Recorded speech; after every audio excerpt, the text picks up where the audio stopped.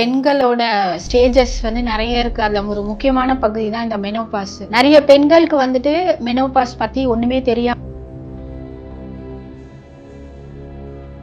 மெனோபாஸ்ல வந்துட்டு நம்ம ஹார்மோன்ஸை வந்து நம்ம தக்க வச்சுக்கணுன்றதுக்காக இப்ப பாத்தீங்கன்னா இன்ஜெக்ஷன்லாம் எடுத்துக்கிறாங்க, மெடிசன்ஸ் எடுக்கிறாங்க. எல்லாமே நம்மளுக்கு வந்து குறையும் பொழுது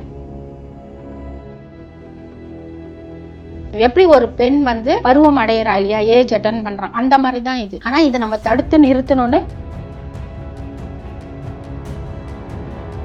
ஸோ இந்த மாதிரி ஒரு காலகட்டத்தில் நிறைய பேர் பார்த்தீங்கன்னா ஹார்ட் ரிலேட்டடான ப்ராப்ளம் எல்லாம் எப்போ வரும்னா இந்த மெனோபாஸில் தான் வரும். அப்போ நிறைய பேருக்கு வந்துட்டு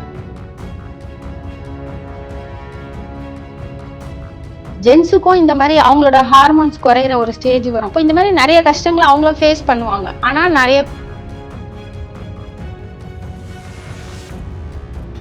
38 ஏஜ்ல இருக்கவங்க கூட அவங்களோட எஃப்எஸ்ஹெச் இருக்கும், ஹார்மோன். அதை நம்ம டெஸ்ட் பண்ணி பார்த்தா அதிகமா இருக்கும். அப்போ பீரியட்ஸே வராது.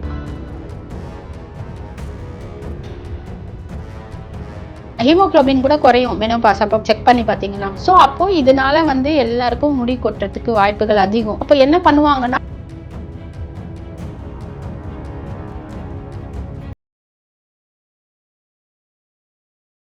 ஐபிஎன் ஹெல்த் நேயர்களுக்கு வணக்கம். பெண்கள் வாழ்க்கையில கடந்து வரக்கூடிய ரொம்ப முக்கியமான காலகட்டம் தான் இந்த மெனோபாஸ். இந்த டைம்ல பெண்களுக்கு உடல் ரீதியா மன ரீதியான மாற்றங்களுக்கு எந்தவித மருந்துகள் எதுவுமே இல்லாம ஊசிகள் மூலமா சரி பண்ணக்கூடிய இந்த அக்குபஞ்சர் ட்ரீட்மெண்ட் பத்தி நிறைய விஷயங்கள் கேட்டு தெரிஞ்சுக்க போறோம். இதை பத்தி பேசுறதுக்காக இன்னைக்கு நிகழ்ச்சியில நம்ம கூட யார் இருக்காங்க அப்படின்னு சொல்லி பாத்தீங்கன்னா டாக்டர் பரிமள செல்வி அக்குபஞ்சரிஸ்ட் தான் இருக்காங்க. வணக்கம். வணக்கம். முதல்ல பெண்களுக்கு வந்து இந்த மெனோபாஸ் அப்படின்றது எந்த ஏஜ்ல ஸ்டார்ட் ஆகும்? பொதுவாக பார்த்தீங்கன்னா பெண்களோட ஸ்டேஜஸ் வந்து நிறைய இருக்கு. அதுல ஒரு முக்கியமான பகுதி தான் இந்த மெனோபாஸ். நிறைய பெண்களுக்கு வந்துட்டு மெனோபாஸ் பத்தி ஒண்ணுமே தெரியாமையே நிறைய பேர் கடந்தும் போயிருக்காங்க. ஸோ மெனோபாஸ் அப்படின்றது வந்து நம்மளோட ஹார்மோன்ஸ் வந்து ஈஸ்ட்ரோஜன் அதெல்லாம் வந்துட்டு டிமினிஷ் ஆயிட்டே வர்றதுங்க. இது வந்து எந்த ஸ்டேஜ்ல வரும் அப்படின்னா ஜென்ரலா வந்துட்டு 40+ தான். இப்போ பார்த்தீங்கன்னா 38 35 கூட நம்ம பார்க்குறோம் நிறைய பேருக்கு அப்படி வர்றது. அதுக்கு காரணம் பார்த்தீங்கன்னா நம்ம லைஃப் ஸ்டைல் அதெல்லாம் ஒரு பக்கம் இருந்தாலும் ஜென்ரலா மெனோபாஸ் அப்படின்றது வந்துட்டு அதனோட சிம்டம்ஸ் வந்து ரொம்பவே வந்துட்டு அதிகமா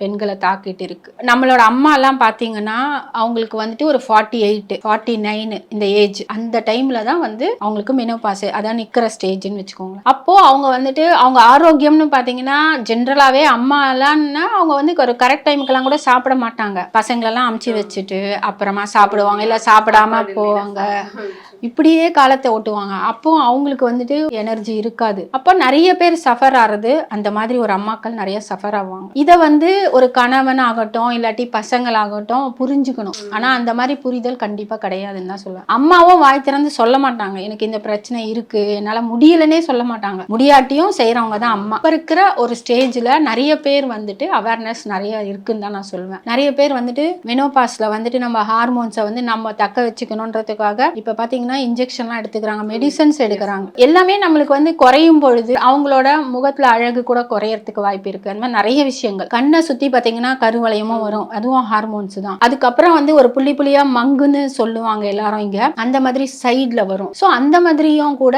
இதெல்லாம் வரும். சோ அப்ப இதெல்லாம் வந்து நம்மளுக்கு வரக்கூடாது அப்படின்னு சொல்லிட்டு தடுக்கணும்னு நினைப்பாங்க. ஆனா இது வந்து ஒரு நேச்சுரலா நம்ம உடம்புல நடக்கக்கூடிய ஒரு விஷயம். எப்படி ஒரு பெண் வந்து பருவம் அடையிறா இல்லையா, ஏஜ் அட்டன் பண்றான், அந்த மாதிரி தான் இது. ஆனா இதை நம்ம தடுத்து நிறுத்தணும்னு செயற்கையா நிறைய விஷயங்கள் நடக்கிறத நம்ம பார்க்கிறோம். இன்ஜெக்ஷன், மெடிசன்ஸ், ஜெல் எல்லாம் கூட யூஸ் பண்றாங்க. ஸோ அந்த மாதிரி இல்லாம நம்ம வந்து இதை சரி செய்யணும் அப்படின்னா அக்குபங்க்சர் மட்டும் தான் முடியும். ஜென்ரலா உங்களுக்கு தெரிஞ்சிருக்கும் இது வந்து ஒரு ட்ரக்லெஸ் ட்ரீட்மெண்ட், மெடிசன்ஸ் எல்லாம் கிடையாது. ஒன்லி நீடில்ஸ் மட்டுமே யூஸ் பண்ணி நம்ம எல்லாத்தையும் கரெக்ட் பண்ணிட்டு இருக்கோம். அதாவது அந்த ஹார்மோன் குறையறதுனால அவங்களுக்கு வந்துட்டு ஃபர்ஸ்ட் ஆஃப் ஆல் வந்து ப்ளோட்டிங் இருக்கும், கேஸ்ட்ரைட்டிஸ் நிறைய வரும், அதுக்கப்புறமா தூக்கம் வராது, அதுக்கப்புறம் வந்துட்டு மூட் ஸ்விங். அதாவது நல்லா சிரிச்சிட்டு பேசிட்டு தான் இருப்பாங்க, திடீர்னு போய் ஒரு இடத்துல உட்காந்துருவாங்க, சோகம் ஆயிடுவாங்க. அவங்களுக்கே ஒரு வித்தியாசமா இருக்கும். அது ஏன் நம்ம இப்படி ஆரோன்னு கூட தோணும். திடீர்னு அழுதுருவாங்க, அவங்க ஹஸ்பண்டோ இல்ல பசங்களோ ஏதோ ஒரு வார்த்தை பேசிட்டாங்கன்னா சட்டுன்னு அழுதுருவாங்க. அவங்களுக்கே அது வித்தியாசமா தெரியும், இந்த மாதிரி சிம்டம்ஸ். அப்புறம் நைட்ல பாத்தீங்கன்னா தூக்கமும் வராது. ஹாட் ஃபிளஷ்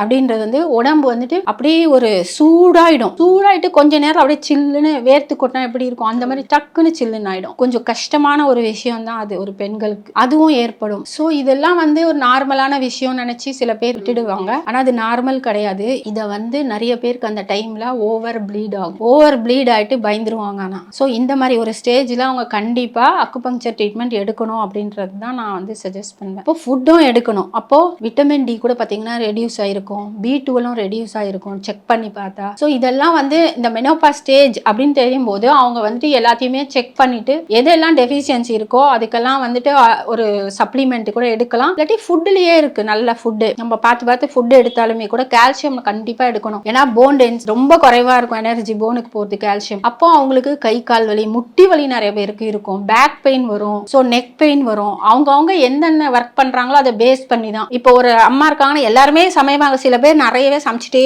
இந்த கை ரொம்ப யூஸ் பண்ணும்போது இங்க வலி ஏற்படலாம். எந்தெந்த வேலை பண்றோமோ அதை பேஸ் பண்ணி அங்க அதிகமா பெயின் வரும். ஸோ இந்த மாதிரி ஒரு காலகட்டத்துல நிறைய பேர் பாத்தீங்கன்னா ஹார்ட் ரிலேட்டடான ப்ராப்ளம் எல்லாம் எப்போ வரும்னா இந்த மெனோபாஸ்ல தான் வரும். அப்போ நிறைய பேருக்கு வந்துட்டு ஹார்ட் அட்டாக்ல கூட போயிட்டு ஸ்டண்ட் வச்சிருக்காங்க, பிளஸ் ட்ரீட்மெண்ட் எடுத்திருக்காங்க. இந்த மாதிரி நிறைய ஏற்பட்டதை நம்ம பாக்குறோம். இதே மாதிரி ஜென்ஸுக்குமே உண்டு. மெனோபாஸ் அப்படின்ற மாதிரி ஜென்ஸுக்கும் இந்த மாதிரி அவங்களோட ஹார்மோன்ஸ் குறையிற ஒரு ஸ்டேஜ் வரும். இப்போ இந்த மாதிரி நிறைய கஷ்டங்களை அவங்களும் ஃபேஸ் பண்ணுவாங்க. ஆனா நிறைய பேர் அதை வந்து பெருசா கண்டுக்கிறது கிடையாது. அப்போ ப்ராஸ்டேட் கிளாண்ட் இருக்குல்ல, அந்த என்லார்ஜ்மெண்ட் நிறைய பேருக்கு அந்த ஸ்டேஜ்ல வரும். அதை பார்த்தே கூட நம்ம தெரிஞ்சுக்கலாம். அதுக்குமே ட்ரீட்மெண்ட் நம்ம கொடுக்குறோம். நிறைய பேர் வந்து அவங்களோட பொண்ணோ சரி பையனோ சரி கூட்டிட்டு வந்து அம்மாக்கு இந்த மாதிரி இருக்குன்னும் போது நம்ம அவங்களோட ஏஜை பார்த்துட்டு அதுக்கேற்ற மாதிரி நம்ம வந்துட்டு ஹார்மோன்ஸை பேலன்ஸ் பண்ணுவோம். அதுதான் அக்குபங்சர் பண்ணுது. ஸோ தூக்கம் வரலன்னா தூக்கமும் வரும், பிளஸ் அந்த ஸ்ட்ரெஸ்ஸை குறைக்கும். இந்த மாதிரி எல்லாத்தையுமே வந்துட்டு அக்குபங்சரால சரிப்படுத்த முடியும். அதனால மெனோபாஸ்ன்னு சொல்லிட்டு யாருமே கவலைப்படாதீங்க.